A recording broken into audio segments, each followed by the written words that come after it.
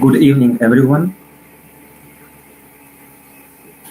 Today we are going to speak about important topic of women rights in Iran and particularly well issues and in the light of ongoing protests in Iran and in order to better understand the events happening there, I believe we need to go more deeply in the history of Islam in Iran and also in the issues about political, legal and social system of modern Islamic Republic of Iran.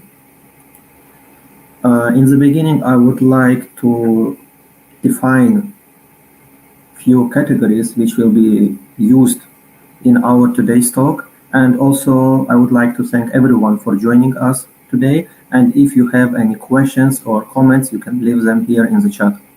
And we will discuss them later in the end of our talk.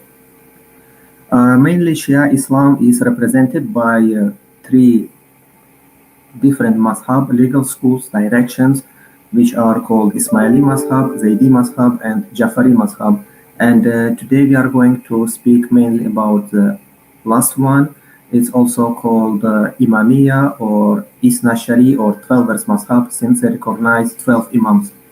And this legal school is officially recognized as a base and foundation of Iranian legal system according to Iranian constitution. In order to better understand the importance of Islam and religious values for Iranian society, we should start with analyzing the history of Islam in general and Shia Islam particularly in Iran. Islam was introduced to the Persians already during the times of the Prophet Muhammad, and Prophet himself had a few companions of Persian origins, and most famous among whom was Salman al-Farisi, who has a great respect in Sunni and Shia Islam both. During the reign of Khalif Umar, majority of Persia was conquered, and already in the first centuries of Islamic civilization, majority of Iranians, Persians, converted to Islam. And it's pretty interesting that literally till the 15th century, majority of Iranians, Persians, they were Sunni Muslims, even though nowadays Iran is famous as a state with a majority of Shia Muslim population. Shia Muslims, they lived in Iran since the earliest days of Islam, and there were many famous theologians of Persian origin who made a great impact on Shia Islamic thought. And also Iran played a great role in Shia Islamic sacred history, since in the early 9th century there was buried in the city of Mashhad the 8th Imam Ali ibn Musa Arda, and around his tomb was built the city of Mashhad. And in another city, Qum, there is a tomb and a place of pilgrimage and tomb of sister of this Imam, Fatima Masuma. And respectively, both of these cities considered to be holy cities for Shia Muslims, and they gather millions of pilgrims every year. Also, city of Qum is still playing the great importance for Shia Islam as a center of Shia religious science and Shia religious education, since one of the biggest religious seminary of Shia Muslims is located in the city of Qum.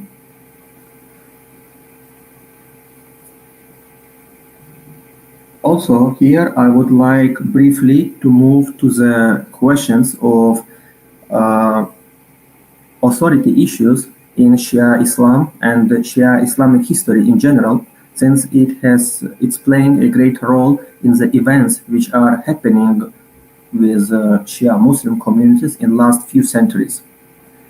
Shia Muslims believe in the concept of imamate, and respectively imams they consider to be as the successors of the Prophet, and they are supposed to lead Muslim community.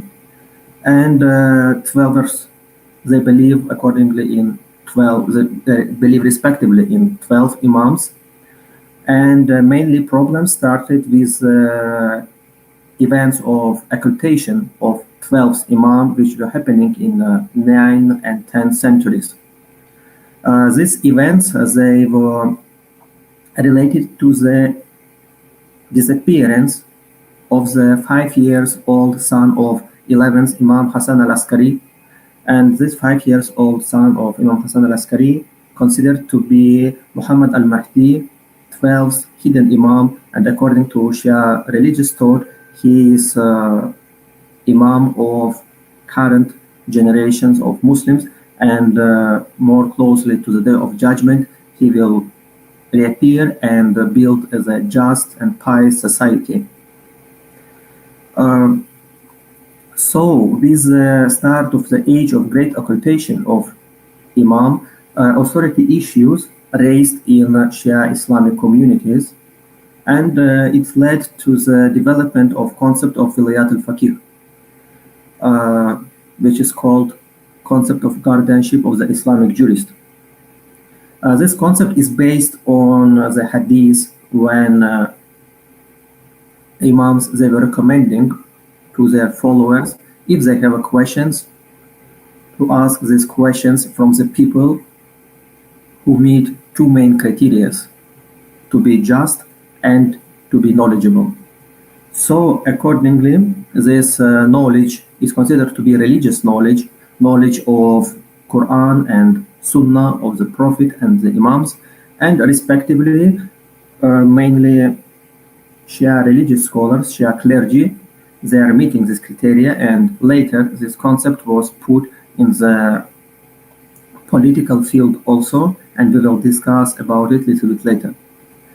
Meanwhile, in the events of the 15th century related to the Safavid conversion of Iran to Shia Islam, which started with the politics of Ismail I Safavi, who proclaimed Jafari 12th Mazhab as official religion of his state. By him and his successors, most famous among whom was Shah Abbas First Great, they were inviting religious scholars from modern-day Lebanon, modern-day Iraq. They were promoting missionary activities of such scholars among local Muslims. And obviously not always this conversion was voluntarily, and sometimes it was forced conversion of Sunni Muslims to Shia Islam. In general, from the 15th, 16th centuries, Persia, Iran started to be considered as a state with majority of Shia population. And in general, Shia authorities, they were playing important role in the religious, political, and social thought of their communities. Since they were running religious schools, they were acting as mediators and judges, and also they were maintaining the charities and endowments, and they were playing a huge role in the Shia Islamic communities. And later they started to gain more even of political power, and it was related not only to the political situation which was happening in the 19th century and was related to the secularization during the Qajar era, but it was also related to the events which were happening within Shia Islamic thought. In 12th Mazhab nowadays exist two main directions, Usuli and Ahbari. Ahbari direction appeared in the 18th century, and respectively in the early 19th century it was already completely defeated in the scientific discussion by Usuli scholars. Ahbari, they were referring to the Qur'an and Sunnah of the Prophet and Imams exclusively, and they believed that in the age of great occultation of Imam, Shia Muslims supposed to stay apolitical, and they're not supposed to be engaged in any activities. Meanwhile, Usuli, who were rationalists, they were saying that by using our intellect and rational methods, we can derive modern rules based on the Quran and Sunnah of the Prophet and Imams, respectively, and also while making such decisions, religious scholars supposed to consider such factors as the time and place where he issues such fatwa. And we can see that exactly these things, they led to the formation of Shia clergy, which happened already in the 19th century, and formation of concepts marja taqlid or marajiyat.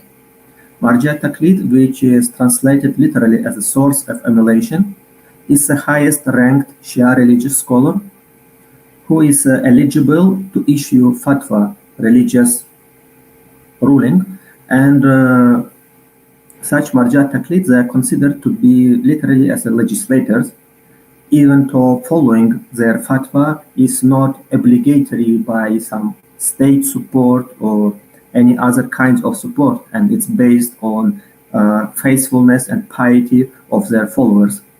But still, such marja taqlid, they had a great power, and according to different scholars, first marja taqlid is Murtada Ansari, is Hassan Najafi, is Mirza Shirazi. And later one, he had a great impact on Iranian society also. And here we come to the events of the late 19th century, particularly 1890, when that day's Shah Nasr al-Din, he fell into influence of Russian and British empires, and he gave concession, literally monopoly on tobacco industry to the British entrepreneurs, which led to the bankruptcy of middle class and low class local Iranian entrepreneurs, and later it led to the protests. And these protests are becoming bigger and bigger, and few religious scholars, they referred to the Mirza Shirazi, who was considered as the leading marja of the Shia world in that time. Mirza Shirazi was trying to contact Shah a few times and asked him to cancel this concession, and Shah did not listen to him. And then Nasr al-Din was losing his influence, and Mirza Shirazi issued anti-tobacco fatwa in 1890, where he declared that the use of tobacco is a war against the hidden Imam al-Mahdi, and therefore is considered to be a sinful and prohibited act. And it led to the full stoppage of tobacco industry in Iran, and British companies, they started to lose their profits, and they were forced to leave the Iranian market. And later Nasr al-Din Shah, he cancelled this concession under the public pressure, even though he was trying a few times to contact Mirza Shirazi and ask him to cancel his fatwa, but Mirza Shirazi did not agree on it. And here we can see that in such way, religious leader, religious figure, have become a symbol of independence from the colonialism and from the Western influence, and it's one of the events which led to the Islamic Revolution in 1979.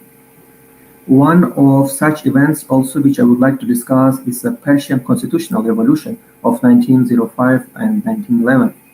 And here we see not only confrontation between Shah Muhammad Ali Shah and his opposition and parliament and democratic movements and different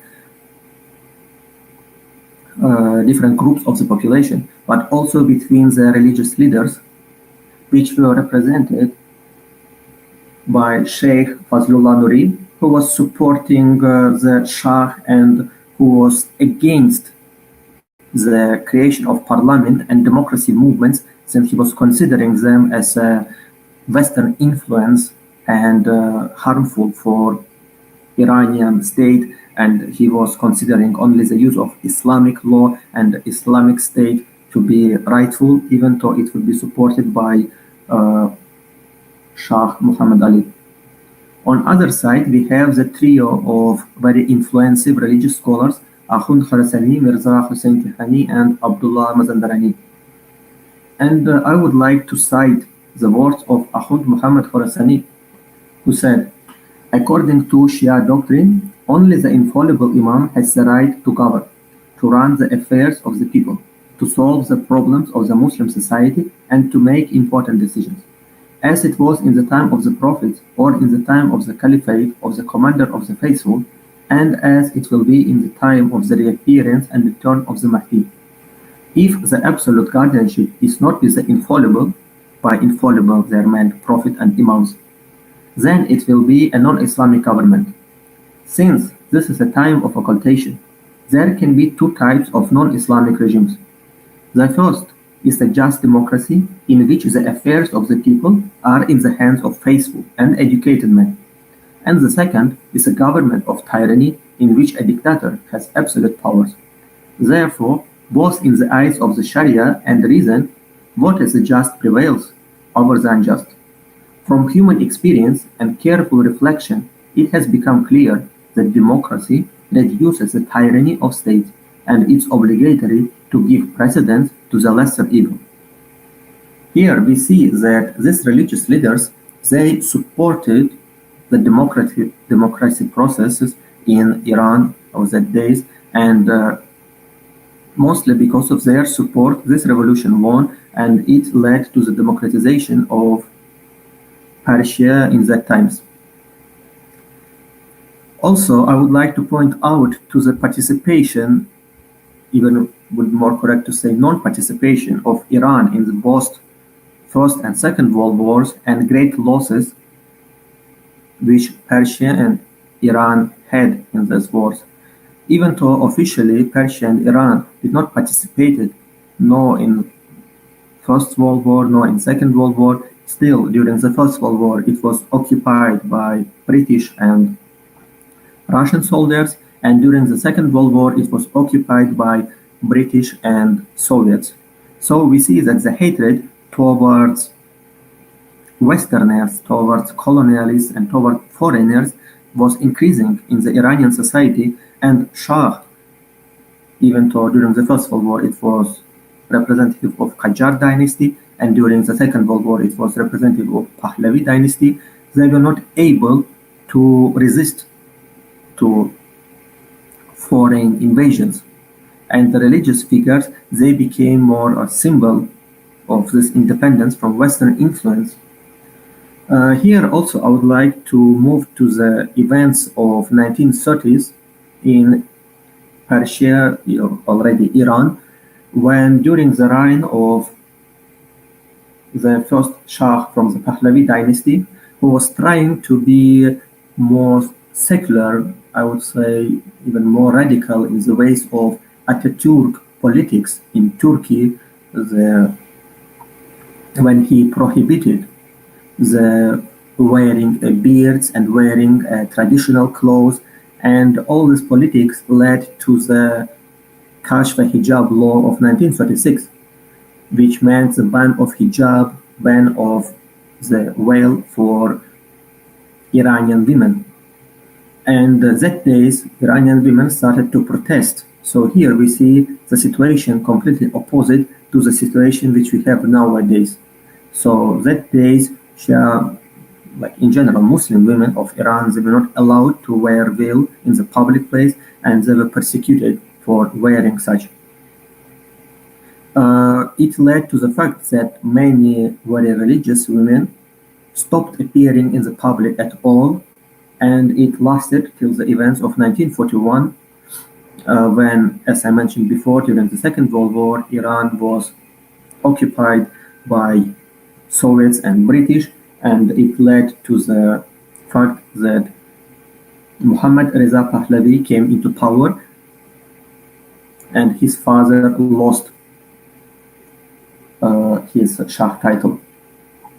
Muhammad Reza Pahlavi, he was more tolerant toward religion, and he had pretty good relations with Grand Ayatollah Burjardi, who was actually a teacher of Khomeini. And during the Muhammad Reza Pahlavi from 1941, women had been free to dress as they wished. They could wear veil, they could not wear veil, it was their own choice. But in the same time, this regime still was very secular, and wearing veil was considered to be as a symbol of backwardness. It was like indicator that woman wearing the veil is a member of the lower class, and in the same time, unveiled women, they were considered to be modern, educated, and as representatives of some upper and middle class. Shah was providing not very popular politics, especially related to the activities of his secret agencies like Savak and their persecution of any types of opposition and of any types of democratic movements. And in that times, in the late 1970s, it led to the very huge protests which turned into Islamic or Iranian Revolution of 1979. And in that times, hijab became a political symbol. Hijab was considered to be a sign of virtue, of traditional Iranian Persian values, and non-covered women, they were considered to be persons spoiled by Western culture, colonialism, and as propagators of corrupt Western culture. So here we can see that all the situation was turning very fast. And it led to the formation of the Islamic Republic of Iran in 1979, and Ayatollah Khomeini gained power.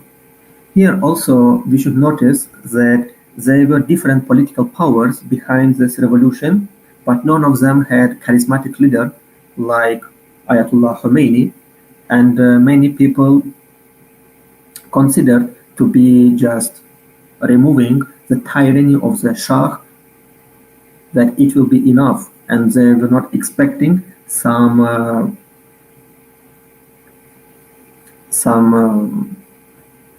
very passive changes in the political situation. And because later, when we will discuss modern political system of Iran, we will see that it's not so democratical.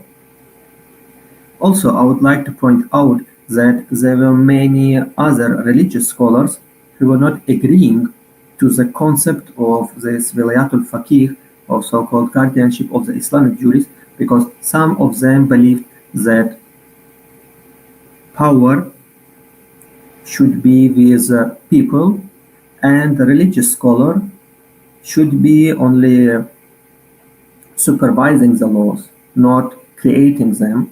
And for example, it was one of the beliefs of Grand Ayatollah Ali Montazeri, and at the same time another very influential Grand Ayatollah Shariat Madadari, who was considered to be the senior to the Ayatollah Khomeini, but did not have the same power as Khomeini.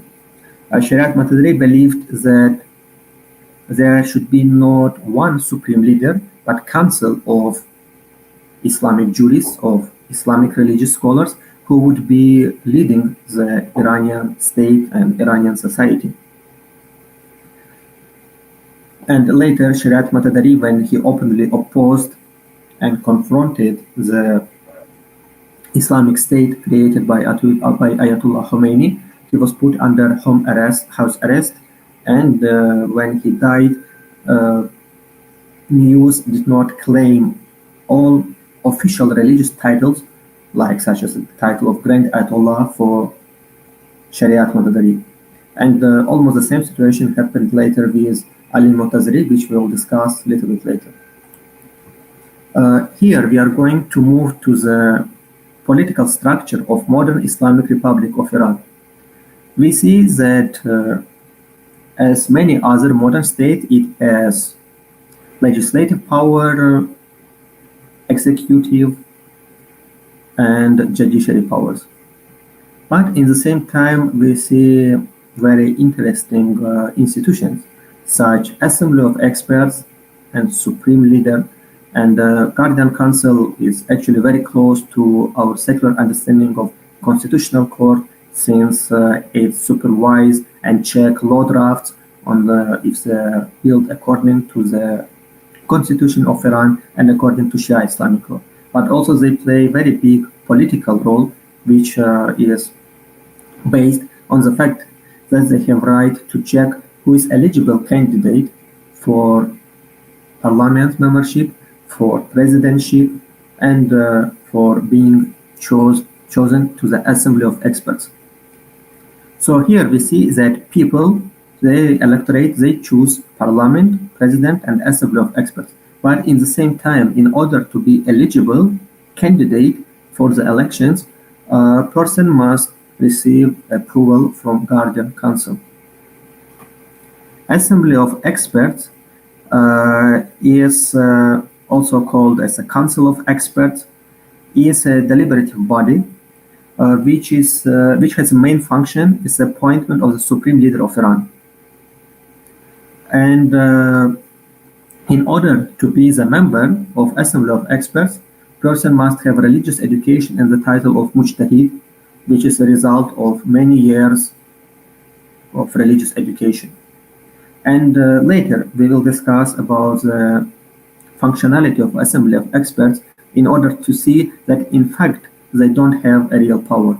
We see that Assembly of Experts is supposed to choose supreme leader, which is called Rahbar, and in scientific literature we can see both such titles. And also we can see that nowadays living Sayyid Ali Khamenei, who is current day supreme leader, and before him was supreme leader Ayatollah Khomeini. So supreme leader is chosen for unlimited time, and actually in the beginning supreme leader was supposed to be the highest ranked mujtahid in the country, like received the title of Marja Taqlid. But during the last years of the life of Ayatollah Khomeini, his successor, Grand Ayatollah Ali Montazeri, who was mentioned by me before and who was one of the favorite students of Ayatollah Khomeini, started to criticize politics of Khomeini, especially when it came related to the mass execution of the enemies of the Islamic Revolution of Iran, which was signed by Ayatollah Khomeini and his close circle. Ali Montazeri criticized such politics, and he was saying that we changed one tyranny of Shah to another tyranny. And obviously after such words, he was not there was very less chance that he still would be considered as a successor of Ayatollah Khomeini, and it led to the events that by the so-called recommendation of Ayatollah Khomeini, Assembly of Experts discharged him from the candidacy, and after the death of the Ayatollah Khomeini, there was no other Marja Taqlid in Iran who would be supporting the politics of Ayatollah Khomeini, who would be from his close circle. And there was another very charismatic character, veteran of the Iran-Iraqi war, Sayyid Ali Khamenei, who was also only Hujjatul Islam. It's one of the stages in Shia clerical hierarchy, but he was not considered as a Marja Taqlid yet. So there were, by the recommendation of Assembly of Experts, there were changes in the constitution of Iran which removed such requirement as a holding of title of Marja Taqlid, and therefore Ali Khamenei got a chance to be elected as supreme leader of the Islamic Republic of Iran. And later, obviously, he also gained enough popularity to become the Marja Taqlid, and nowadays he is one of the most popular Marja Taqlid and has millions of followers all over the world. Not only as a supreme leader of Iran, but also as Marja Taqlid, like a religious scholar of the highest rank. Here we can see the real power of the supreme leader, because he is creating expediency council, and expediency the administrative assembly, which is appointed by the supreme leader, and it was created for the revision to the constitution of the Islamic Republic of Iran, and it's playing advisory role to the supreme leader. Also, supreme leader is considered to be the head of the armed forces, and he is appointing the head of judiciary, and he is forming members of Guardian Council. And members of Guardian Council, they also created by the parliament and the head of judiciary, who, as we mentioned before, is appointed by supreme leader. So we see that majority of Guardian Council, they're appointed by supreme leader or people like head of judiciary, who are appointed also by Supreme Leader. And Guardian Council, in turn, as I mentioned, can choose who will be eligible candidate for participating in election, for parliament election, president election, or assembly of experts election. So here we see that Supreme Leader concentrated very big power in his hands, and also Supreme Leader has another institutions which actually are not mentioned on this picture, among which are execution of Imam Khomeini's order. It's a very big foundation which is under control of the Supreme Leader, and it was created from the properties confiscated from the opposition and enemies of the Islamic Revolution after 1979. And also the very interesting institution such as Islamic Revolutionary Guard Corps, which is considered to be a branch of the Iranian armed forces, but in the same time, while armed forces, they are considered to be defending Iranian borders and maintain like internal order like any other armed forces of other country. The Revolutionary Guard is intended to protect the country's Islamic Republic political system, and it consists of around 250,000 military personnel, and we could see them participating in some events outside of Iran, like in Iraq, Syria, and other countries. And actually, during the protests in Europe, many protests like against, in support of Iranian people and confronting the Iranian political regime, many protesters were calling for recognizing Islamic Revolutionary Guard Corps as a terrorist organization. So here we see that Islamic Republic of Iran, even though it was supposed to be pretty democratic one, it is not in such a nature because of too much concentration of power in the hands of one person like a Supreme Leader who has almost unlimited power. And later I would like to move to the specifically real issues in classical Shia Islamic law and also how it represented in the Iranian legal system. Here we can see that classical Shia Islamic law of Jafari Mazhab Usuli direction, it has three main subjects: Marja' Taqlid, Mujtahid, and Muqallid. Muqallid are followers. They are majority of Shia Muslims who has no specific religious education. So they follow the fatwas of Marja' Taqlid in practical religious issues. Marja' Taqlid in turn is the highest ranked Shia cleric, and usually they have a title of Grand Ayatollah, which is equal almost to the title of Marja' Taqlid, and they are, as I mentioned before, they are legislators. They have a right to issue fatwa, and they have very strong power and independency, even within Iran, and also some of them, they disagree with, for example, some political decisions of Khamenei, and sometimes it was leading to their house arrest, like it happened, for example, with Grand Ayatollah Yusuf Sami, who was trying to protect protesters in 2009, and it led to the persecution against him, and Shia Religious Seminary of the city Qum withdraw his title of Grand Ayatollah, even though such procedure is not in accordance to Shia Islamic law in general, and his followers and majority of other Marja' Taqlid still they were considering him as a Grand Ayatollah. And the third subject of Shia Islamic law is a Mujtahid. It's a person who had received religious education but is not eligible yet and doesn't have enough popularity and authority to issue fatwas which would be obligatory for other Shia Muslims, for other Muqallids. And actually nowadays there are around 60 Marja' Taqlid, and majority of them, they live in Iran and Iraq and usually they mostly involved in the teaching and educational activities. According to opinion of all Maraji, of all Marja Taqlid, women should cover all parts of their body except their face, palms, and ankles. There are some expulsions, like about, for example, the age from which girls should cover themselves, or if the old women they are obliged to wear hijab also or not. But in general, if we do not consider this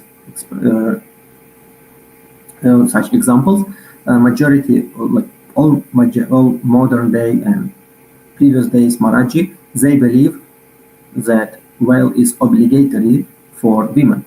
But in the same time, there are some modern scholars, like for example Ahmad Kabel or Mohsen Kadivar, they raise questions about the mandatory wearing of the hijab, and they question this by analyzing the historical events of the times of the Prophet and Imams, and by analyzing hadith on which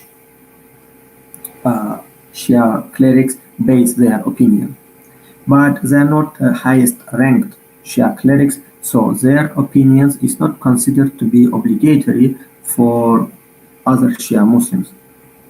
Meanwhile, in the same time, I would like to draw attention to the fact that even though all Shia Marja Taqlid, they believe that women should cover all parts of their body and that hijab is obligatory, and in this point of view they are close to majority of Sunni religious scholars, and still they discuss the questions about is the state or is any other religious scholar is he eligible to punish women for not covering themselves? Can they function as a state institution, as a judge, and as a criminal investigators? Because if we pay attention, there is no specific punishment for non-wearing hijab for Muslim women in classical Shia Islamic law, and we can see it actually even on direct example of from the penal or Iranian penal code or Iranian criminal code, since according to the article 638, women who appear in public without the Islamic hijab may be sentenced to 10 days to 2 months in prison or fined from 50,000 till 500,000 riyal. And this article is located in the chapter about offenses against public moral, which is in turn located in the book on Tazirat, punishments not specified in Sharia or deterrent punishments. So here we see that literally this punishment is not specified by Sharia, so-called classical Shia Islamic law. And also we can see that Iran is one of few states where hijab is obligatory not only for all Muslim women, but for all women in general, since it's considered as a public offense. Here, I would like to go back to the concept of Wilayatul Faqih, and this concept, as I mentioned, based on the guardianship of the Islamic jurist, and majority of Shia religious scholars, they like to stay more apolitical and enroll themselves into politics only in very critical situations.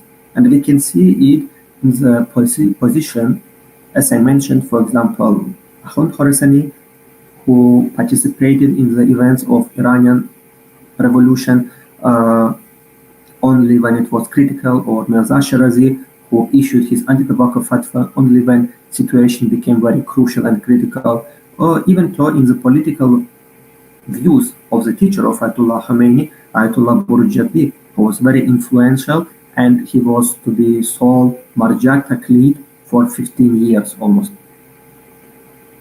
And we can see such political views among majority of Iraq and Iraqi Marja Taqlid, like for example Said Ali Sistani, who involves himself into political issues only when situation become very critical or crucial. and in opinions of many religious scholars from Qum seminary also. So such scholars, they believe that concept of wilayatul faqih is based not on political ruling by faqih, by religious scholar, but it's based by their guidance and advising to the community what is the better ways to live according to Shia Islamic law, how to answer to the modern day challenges.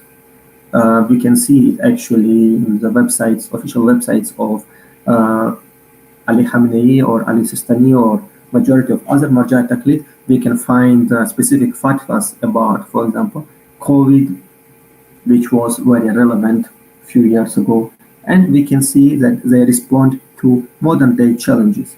But in the same time, Ayatollah Khomeini, he took the concept of wilayatul faqih to the next level when he claimed that faqih has a right to be not like directly representative of hidden imam, but govern in the same way as imam would be governing. So by the way of imposing Shia Islamic law and using Shia Islamic law in the ways of making society to prosper from the religious point of view, but we can see that this point of view is discussed. And Sayyid Ali Khamenei, as the current supreme leader of Iran, is continuing the politics of the Ayatollah Khomeini, and it's actually pretty interesting, his argumentation regarding the ongoing protest, when he was saying that if something is prohibited in Islam, then following it or allowing it would be wrong from the Islamic point of view. Therefore, it was one of the ways for him to justify the forced wailing for women. And actually, we can see that already in the 1979 first protests against mandatory wailing started. It was events of 8 March 1979, so which means literally first months of the Islamic Republic of Iran, when Ayatollah Khomeini and his circle, they introduced rules on obligatory wailing for women, and thousands of women, they started to protest in Tehran, and it led to the fact that Islamic clergy was not so strong in that time. Therefore, they made some changes in this law by saying that it's just recommendatory and it's not mandatory wearing of the hijab.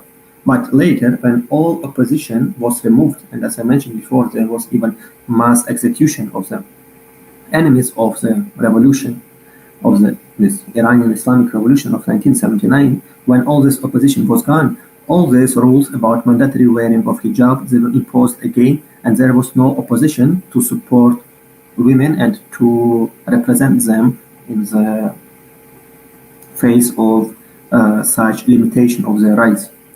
And here we can see that, unfortunately, we have seen already the examples when some protesters, they got a capital punishment as a death penalty, and we can see it in the way that this political system of Iran is considered to be as an Islamic in the views of its creators, and from the same point of view, the protesting against the Islamic Republic of Iran is considered to be protesting against Islam. And the protesters, they're being treated like the infidels and enemies of Islam, not particularly only like enemies of the state of the current regime. So here we can see more deep problems on such worldview, and we can see that Supreme Leader has enough power to control the state, and we have seen that every few years there are happening protests for different reasons. Like, for example, there were protests which started by the funeral procedures after the death of Ayatollah Ali Montazeri in 2008-2009, then protests after elections, and almost after every elections they have ongoing protests, and many people disagree with the election procedures in Iran, and also huge inflation and current ongoing protests, which started with the death of Mahsa Amini. They all in the end led to the protests against regime in general and against supreme leader particularly. So here we see that supreme leader is considered by the, as I mentioned, creators of the system as a representative of religious power and representative of Islam for the state. And therefore, any protest, any movement against him is considered to be movement against Islam. And therefore, it's creating even more and more and more problems.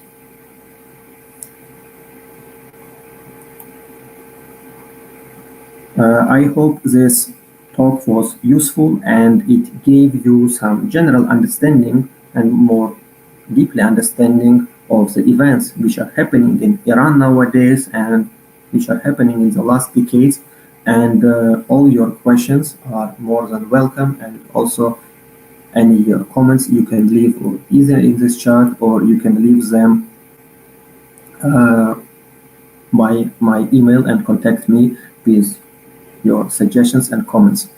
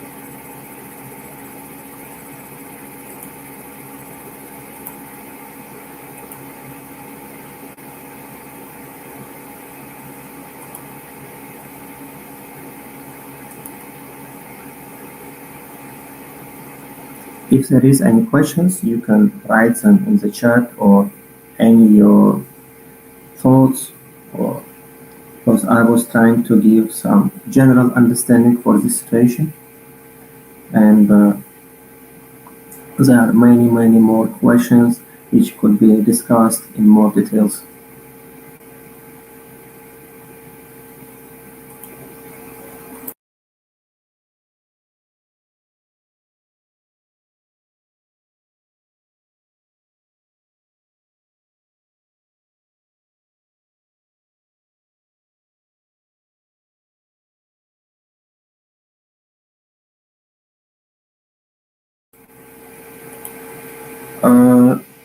Thank you for your question. According to the opinion of majority of Marjat Taqlid, women, they can become mujtahid, and all Shia religious scholars, they agree on it. But only few of them believe that women can become Marjat Taqlid and reach the highest rank in this. And also, it's related to the authority issues, as I mentioned before, because if woman can be Marjat Taqlid, means she can be the leader of the state. And for many men, and in patriarchal society, we understand that it's a very complicated situation, and very less men, they would agree to follow the decisions of women. But there are many of them who have reached the title of mujtahid, and there is even a special title for them, which is called mujtahida. But it's pretty interesting that majority of such religious scholars, they are pretty conservative, and they follow all these patriarchal rules which exist in some rulings of Shia Islamic law, and majority of religious scholars who allow women to study and reach the highest level of religious knowledge are men actually, such as examples like, for example, Grand Ayatollah Ibrahim Jannati or Grand Ayatollah Yusuf Sanai, whom I mentioned today already. So we see that even when women have become respectful religious scholars and receive very high level religious education, in many points of view they are not supporting the women's rights in our Western secular understanding.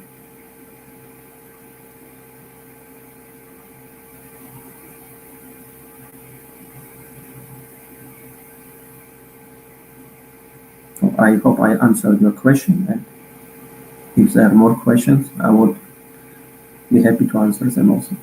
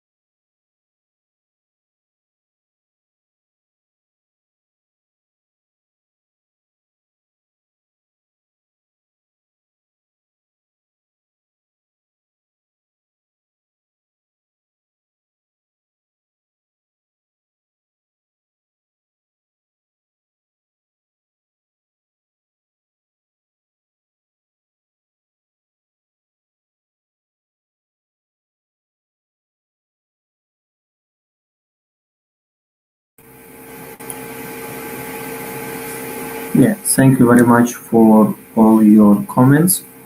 And if you have more comments or any questions or would like to leave any feedback, I have left here my email, and you can feel free to contact me by this email.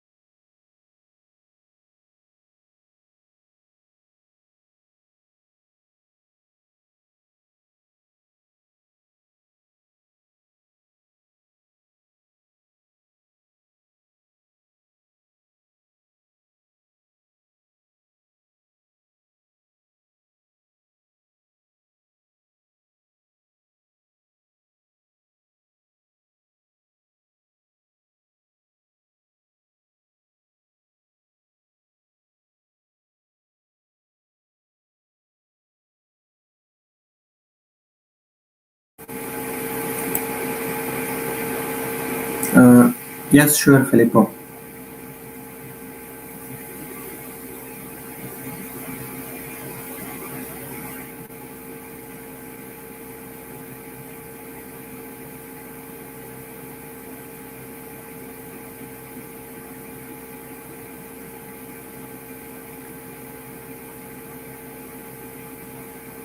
Yes, there is no specific punishment for being unveiled, even though veiling is mandatory according actually to Shia classical law, and as we mentioned before, there are many hadiths and Quran ayat which are interpreted in such way that veiling is obligatory for women, and all modern day marja taqlid, like highest level religious scholars, consider is to be obligatory.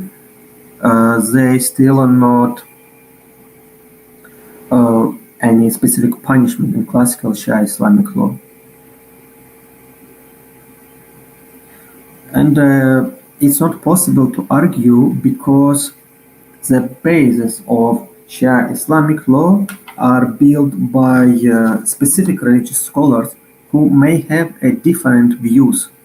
So, for example, we see, as I mentioned, in Iranian penal code, the punishment for being unveiled is mentioned in the book, which is called the punishments not specified in Sharia.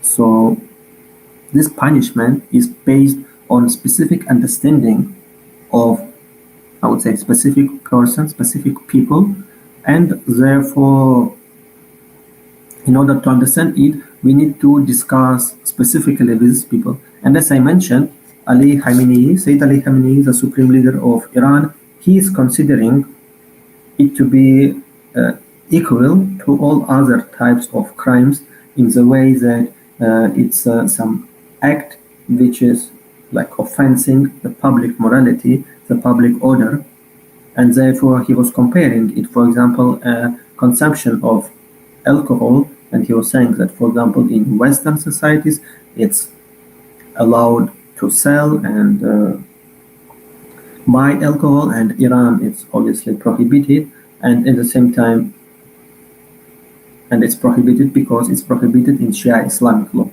And he was saying that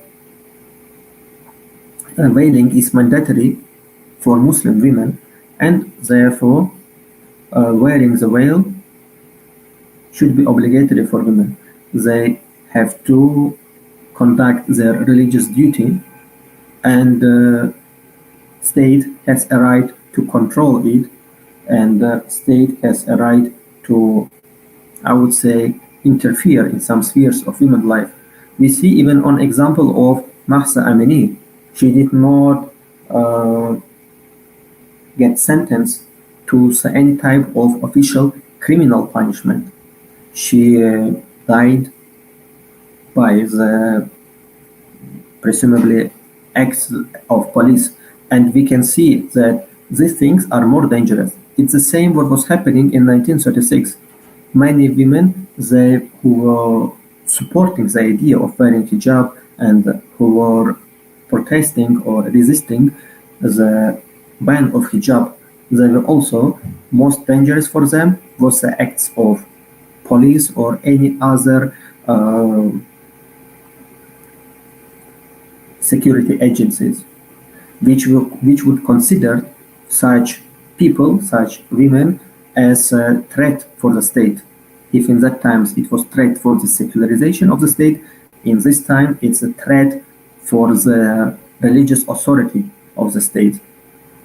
And we can see that, for example, they were burning hijab, for example, during the protests as a symbol of oppression. And in the same time, many Muslim people around the world, outside of Iran, they were not supporting this protest, not because they don't agree with the ideas of the protest, but because the burning of hijab as a symbol of Islam was considered for them to be an offense towards Islam.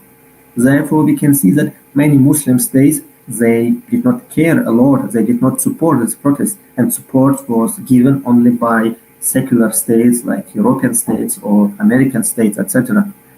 So here we see the issue that all, as I mentioned, and Sunni and Shia religious scholars, they believe that hijab is obligatory for women, but in the same time, none of these classical Shia or Sunni Islamic law, they don't have specific rule for as a punishment for non-wearing hijab.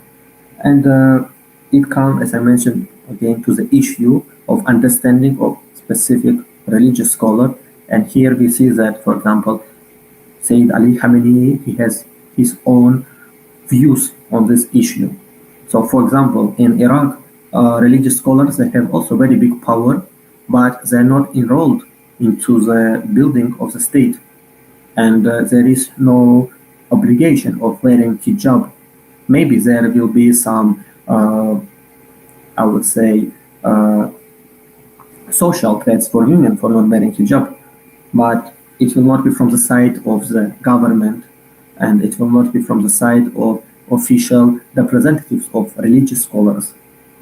So here we see different perspectives on the same question, and therefore it's again related to the specific understanding of Islamic law by specific person.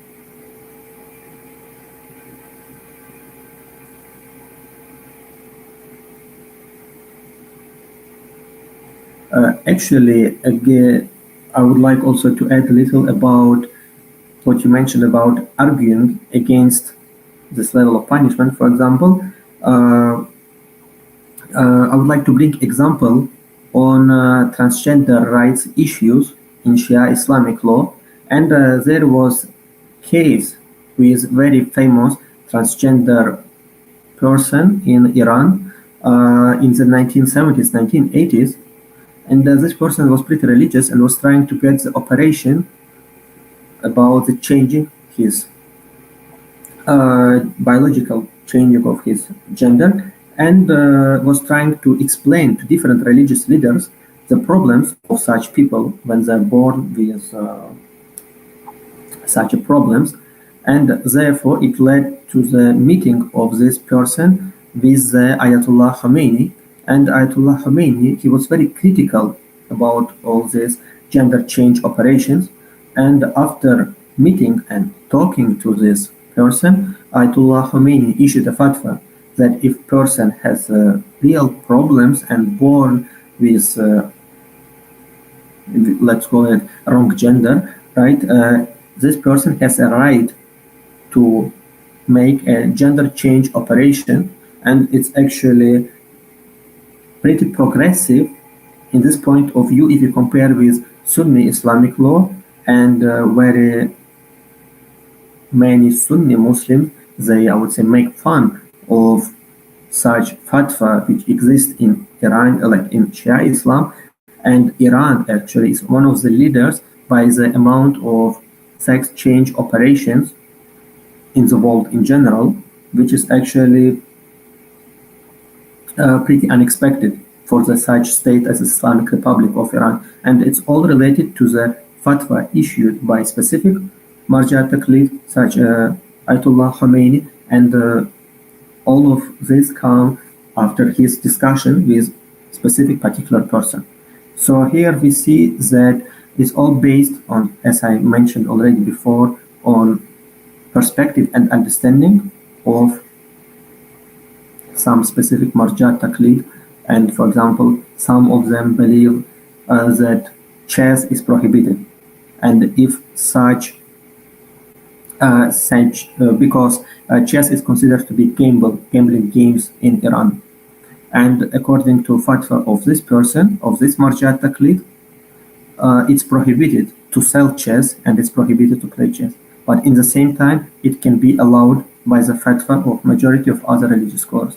So we see that their opinions can differ on practical religious issues. Obviously, in theory, they all base the same, and Shia Muslims, they have all the same beliefs. They can differ only on the denomination to which they belong. But in practical issue, they follow different marja taqlid, and usually this following has no state support, as I mentioned before.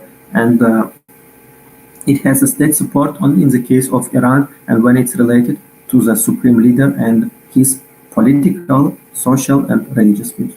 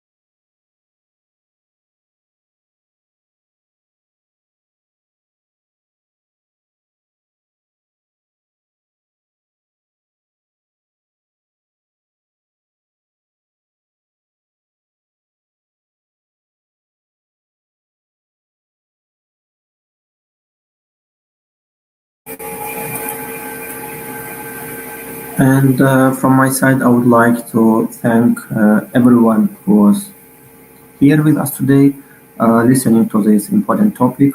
And also, I would like to thank organizers of this event. And as I mentioned already, if you have any questions, you can reach me by my email or leave any comments.